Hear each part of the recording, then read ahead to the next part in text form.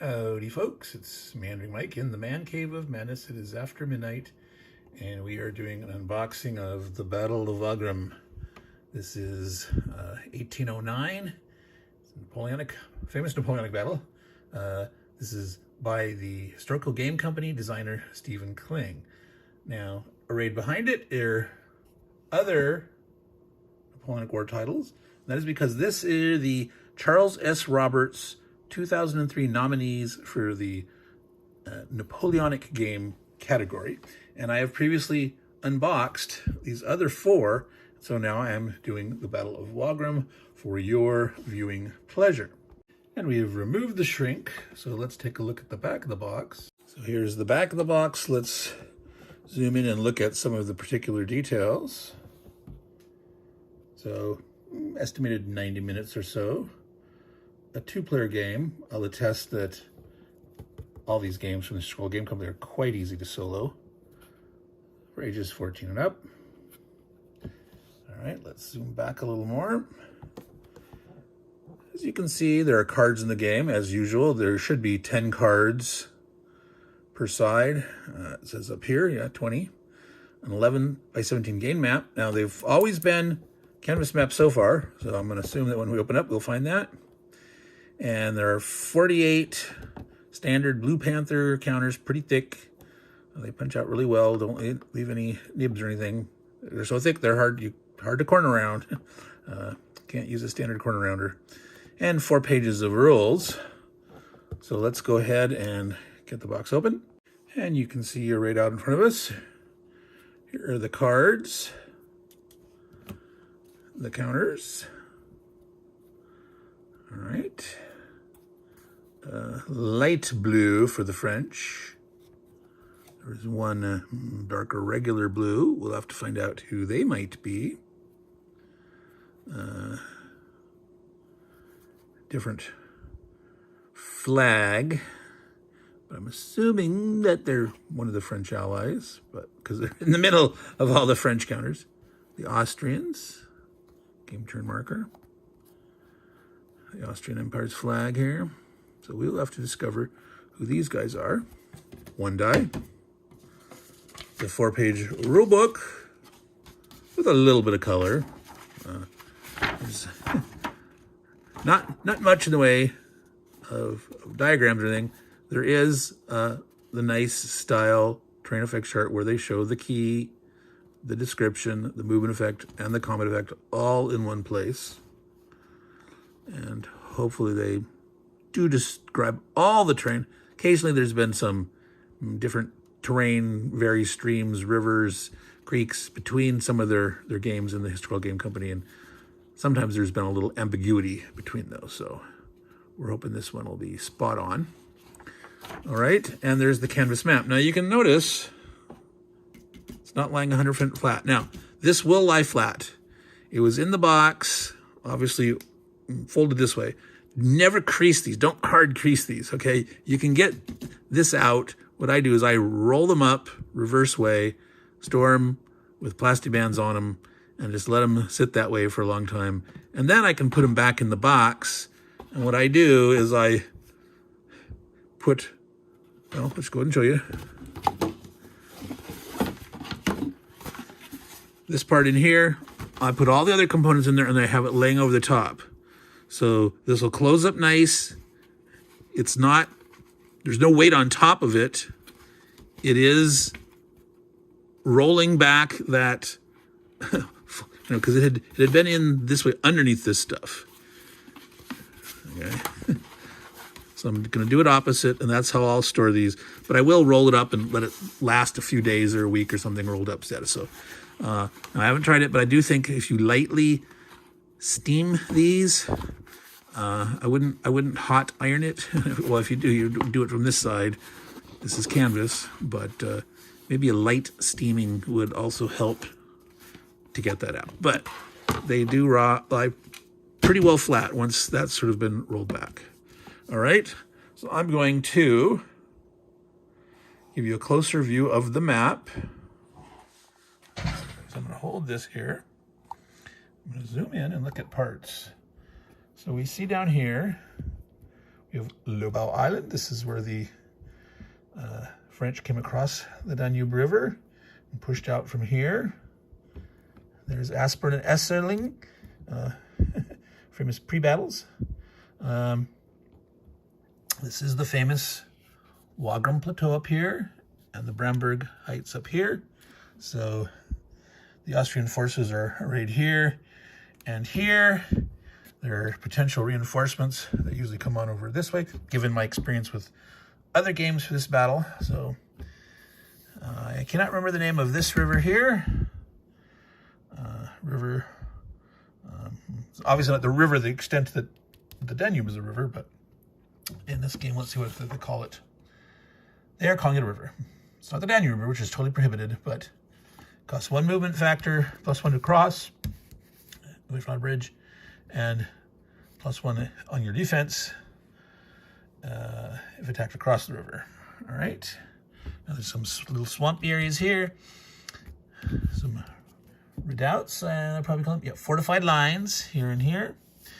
Now, in other games I've played, like the classic SPI Napoleonic Era quad, there was a lot of forests here along the edge, and they would like to not have that. They have some forest here and here, but I guess the designer felt that those weren't the same extent along here. So that is the map. Zoom back out. All right. Now, let's take a quick look at the cards. And here we have the cards. Let's zoom in. All right. We have a French deck and an Austrian deck. There's 10 cards per each side. Yep, I count 10. You draw 1 card at the beginning of your turn, and it'll tell you how many units you can move and how many you can attack with it. It's a form of command control. Some games have shit pull and various kind of other activation strategies, rolling for commanders and officers and leaders, blah, blah, blah. This keeps it simple. This is how many units you can move in your turn. This is how many you can attack with, and there's always a special ability. Do read this first, because sometimes it applies before or during movement, sometimes it applies to an attack or whatnot. So, always read the special effect first. Now, in many, if not most of the games from the Historical Game Company, one side often can exceed these limits on the first turn or two. So, don't know about this game. We will see eventually, but I'll just give you some examples real quick of the specials. French artillery, add +1. Saxon units retreat towards Lobau. Okay, so either those 2 units, it's probably the 2 units. Those are probably the Saxons. These here, because this is Saxons units. All Saxon units. French units add for combined attacks. And a French enemy unit can be returned to play. Core cohesion. Faltering advance. No artillery units may attack during that. Well, that's a miscoloration. It's not a crink on the card. General advance. 3 French units may move 1 extra hex. Light companies. And +1 to all French infantry ranged attacks. Oh, and they get to return a unit. That's right. There's usually, each side has 1 card that lets them return 1 or 2 units to play. Here they have 2 cards so far that allow them to get replacements. All French units may be rallied. This is always critical, because normally you rally at the end of your turn and can't if you're in a zone of control. This one's always can be potentially powerful.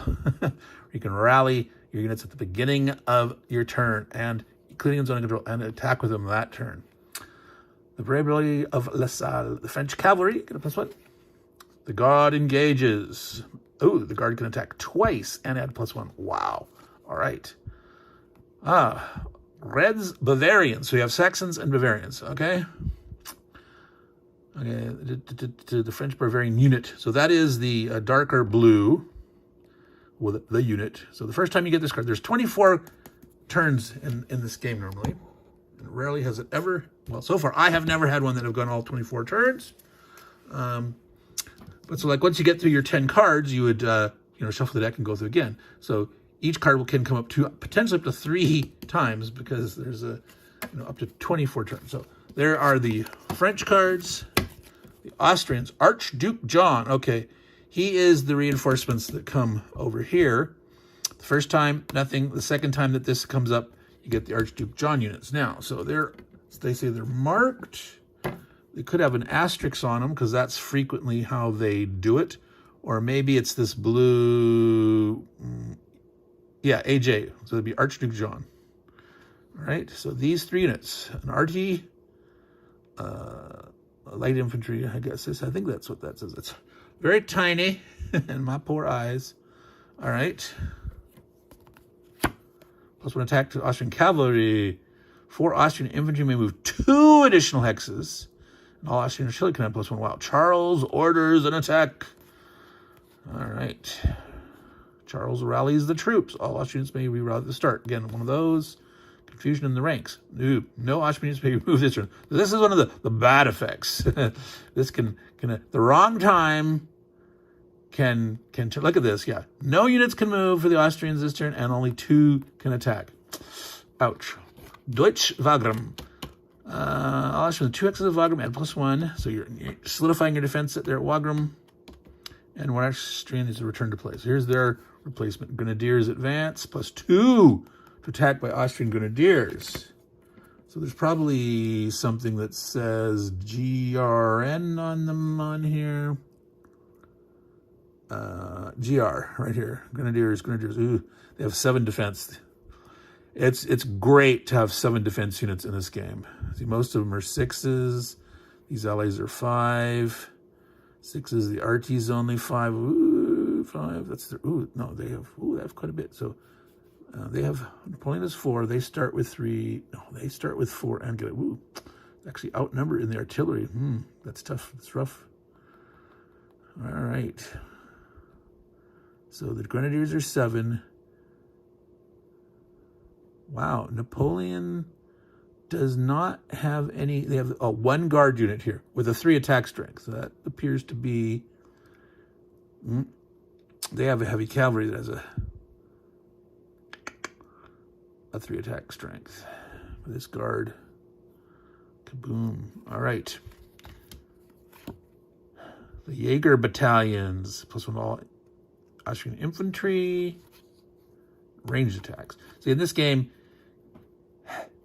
when you move, you can't shoot at range that turn. Well, again, the standard historical game comes. So I'm assuming it's 95% likely that those rules are the same in this one. Don't know yet. But if you've moved, you can't shoot at range, but you can close combat if you're adjacent. If you haven't moved, you can shoot at range.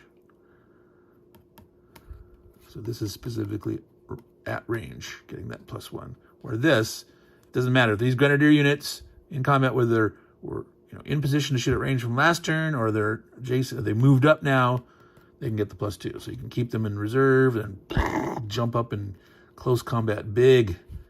Now, there is defensive fire in this game. Now, some of their games, and again, same thing. I'm assuming that this one has defensive fire. We'll see in the rules, but sometimes certain sides are limited. Usually, it's typically 3 units per side, and it might be limited to which units. Sometimes there's only 1 or none, and sometimes you can have up to like 6 units potentially defensive fire. 2 Auschwitz retreat. Oh, so they get a double, a 2-unit one and a 1-unit one. Here's where they can move. Ooh, and +2 during this combat turn. So again, this is moving up to engage. They can add, well, they might necessarily have to. They're going to get +2. They may move and they'll get +2, but if they were already in place to shoot, they can still get the +2 because this doesn't say at range or close combat. All right, so that was the cards. Again, so you wouldn't call this a card-driven game. It's a card-assisted game in that they're the bottom parts are the equivalent of like random events, but there's something every turn that's going on, things that happened in the battle. So it's historical flavor that actually is more than just cutesy chrome. It's the tide and flow, the ebb and flow of the battles that actually occurred. But then your command and control, and you can look at these that you probably add them up. You can see one side or the other might have on average more. So like if the French command and control was better on average, they probably move on average more units. Like there's 6 and 6. Well, here's only 1 and 2. There's the faltering advance, but 7 and 5, 6 and 5, etc. A lot of 5 and 4, 6 and 4, 3 and 4, 5 and 5. So on average, it looks like maybe the French get a little more movement. So that's another way to model command and control in a war game. All right, let's take a quick look at the rules, and then we'll be done here. All right, so a lot of different kind of cavalry. There was slightly different lances, sabers, with muskets.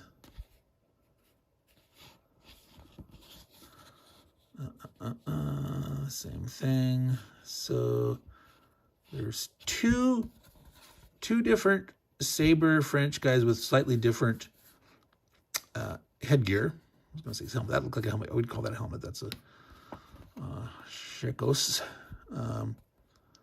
So if you know the difference between what these, well, we'll probably see when we find them here. But so artillery, Austrian infantry, French infantry. All right, cards, dice, game map. Okay, it's typical. I go, you go. You draw your card, then you move any of your units up to your card limit and whatever restrictions there may or may not have been in the special event. Then the other player can potentially do defensive fire. Then in your combat, you have your normal combat phase up to the limit of your card amount. And then you can rally any disordered units at the end of your turn, your disordered units that are not in a zone of control. All right.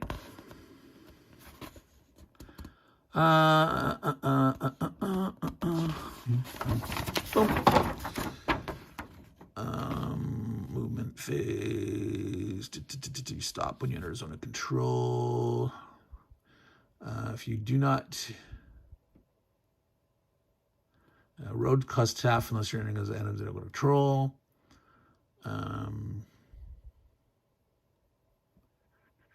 Disordered units may not move. This I didn't show you the back of the counters.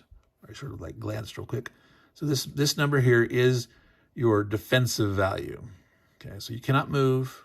You cannot attack while you're disordered, but you could still be attacked. And if you're disordered and you have a disordered result against you, you're eliminated. Okay, so there's those nice 7s, and they only have 1 7. All right. There's some line of sight in this game. So things like forest block, normally buildings. In this case, these are towns. Now,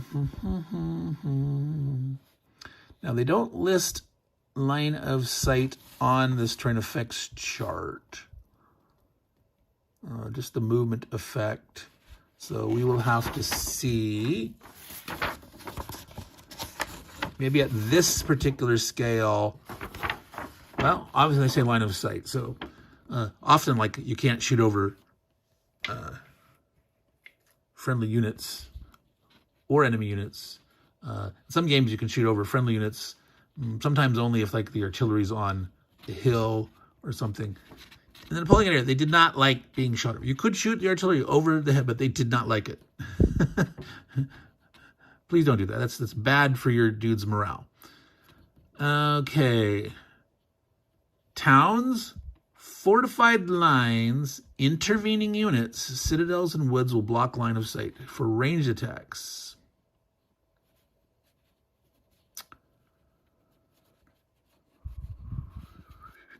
Okay, I do not see. Well, here's artillery units may attack through intervening friendly units. They do not block their line of sights.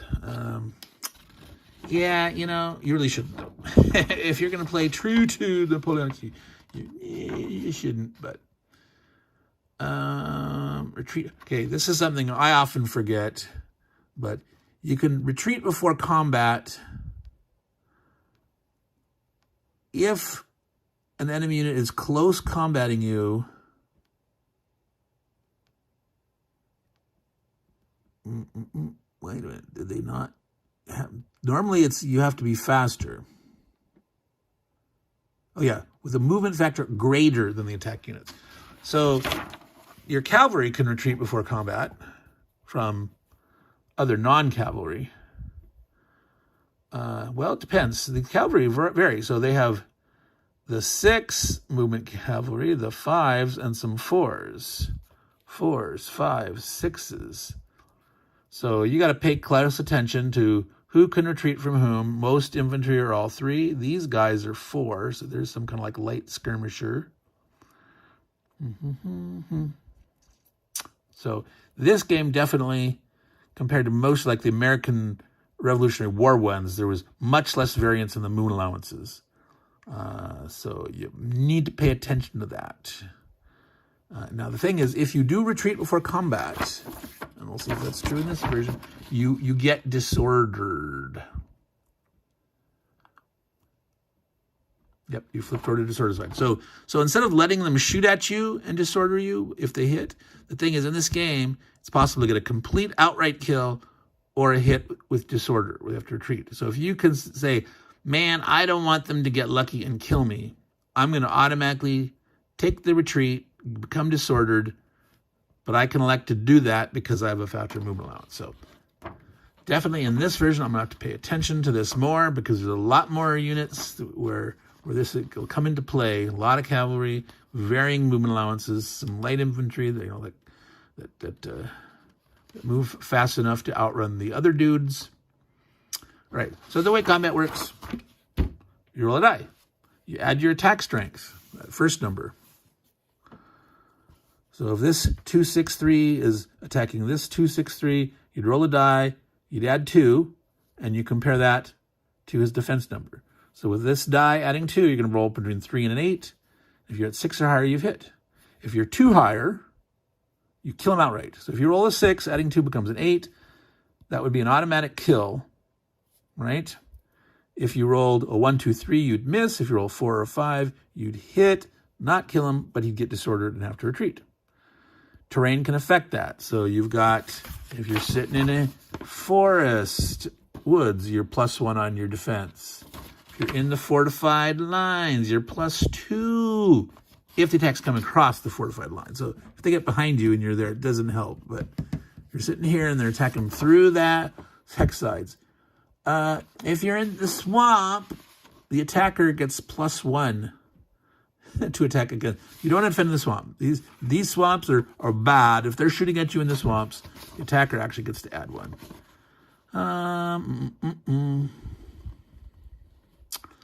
Attacking up the hill, from an on-hill, +1 in defense. The river, +1 attacking across it. In the town, +1 defender. All right, so that's the simpleness of this combat. No combat results table. It's all roll a die, add the attacker strength compared to the defender's defense value. If you're equal or 1 greater, you've hit. If you're 2 greater, you kill them outright. If they're hit, they're flipped over to disordered. If you're shooting at a guy that's disordered, you don't change his defense strength, but if he's hit again with a disorder result, he dies. All right, and you cannot retreat through zones of control.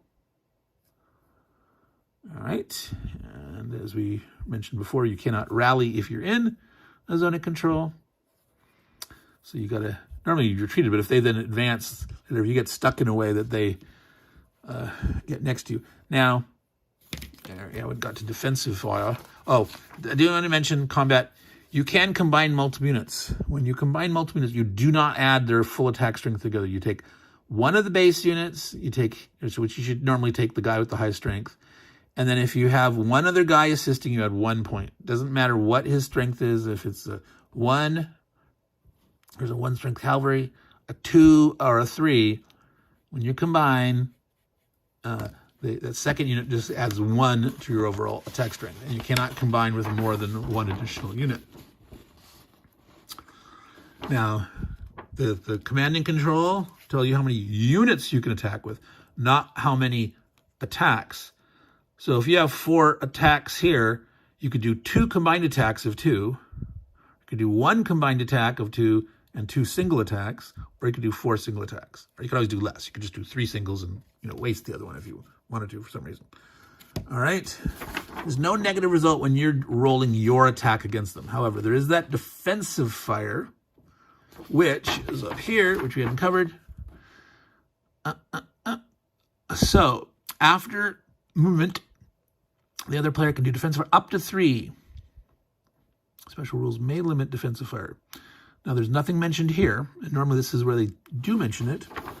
The special rules are usually background is on special rules and clarifications.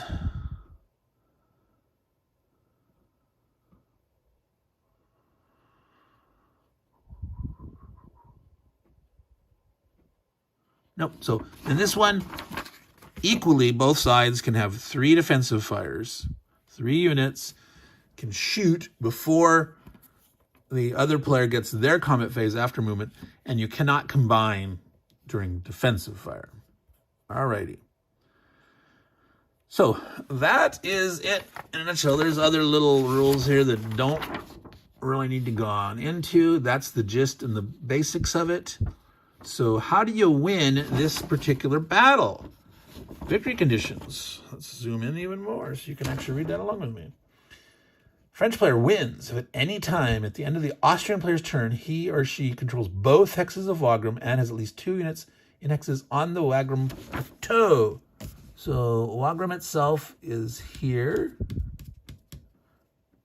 All right.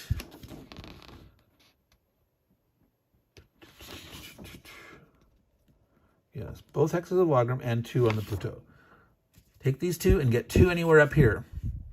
So you might fight your way here, and they might have a lot of defense here still, but you could sneak your way up here and get your units on. The half hexes are not allowed. Only full hexes, so you can't sneak onto that little one there. So that's their auto win condition. Game over. The Austrian player wins if the Austrian controls both of Esseling and Gross Enzerdorf. That's, oh, you can't even see it from here. I'm going to have to scroll way down here. That's these ones near Loba Island. That's these 2. The Austrians can get here. So the French are pushing. Let's zoom back. Well, the French are pushing this way. You know, if they're throwing everything here and ignoring these guys could come in here and they're cutting off basically their retreat to their supplies. Or Archduke John, when he comes on, I'm not sure where he comes on. I'm going to assume right here. There's an entry hex symbol.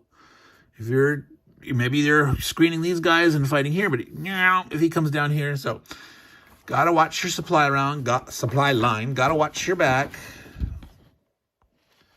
All right. Player controls a hex by having a unit on it, or was the last player to have a unit in that hex. Goes up to the 24th game turn, and if you get there, it's a draw. So, do or die. That's the victory, and otherwise they're going to fight to a draw. Now, obviously, well, I suppose technically, if you've eliminated the other opponent and you're just short of, say, getting to that last hex, and it comes to the 24th turn, it's over. It could be a draw. So you could be.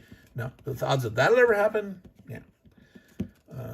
So, Meandering Mike, Man Cave of Madness. This has been an unboxing of the Battle of Wagram again. It's from the Historical Game Company. This is printed by Blue Panther, distributed by them. So you order, but it's designed by Stephen Kling of the Historical Game Company. All right. This is, like I said, one of the Charles S. Roberts 2023 nominees in the Napoleonic Era category. And here are all the 5 total. Battle of Wagram, Bonaparte over in Piedmont. That's from OSG. Napoleon's Conquests.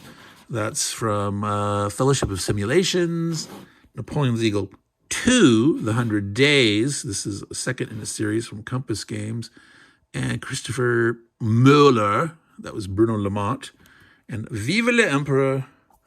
This is White Dog Games. There's, again, the Blue Panther version. This was published or distributed and printed by Blue Panther, Herman Lettman design. So there they are. These other 4 unboxings are already available on my channel. I will put links in the description of this unboxing. And at the end of this video, which is going to be coming up here, you can probably see it very soon, there will be one of those links that you can see my playlist for all Charles S. Roberts 2023 nominee content. I've got 17 unboxings so far that I've done throughout the year, and I'm going to try to get as many as I can before the voting ends. The voting ends. The voting's open now, but it ends May 13th. You have to have your votes in by then. But if you haven't voted, you can always wait and see more content, explore things. I'm going to do some videos talking about a little more in detail what I'm talked here at the end about each category, and I'm all going to have a video talking about the selection process and some of the issues that have come up, some of the controversies or non-controversies and things like that, and the process of the board for the Charles S. Roberts Award. So that's everything here for this. Meandering Mike, Man Cave of Madness. This was longer than I want to be. I did go into more detail. I'll need to shorten these because I got a lot to do and I've said in the past that I'm only going to do one unboxing a week on the average this year. Well, during this period before the Charles Award, I'm going to try to do one a day or one every other day. I'm going to try to get through them all. So you have those available, so you can look at these games that have been nominated, and if you haven't voted yet, you can might make you decide, if you want to pick up a game or not, and maybe vote for it. So take care, everyone. Ciao. Keep your powder dry and your flanks safe, and have your guard in reserve for the critical moment. Ciao, y'all.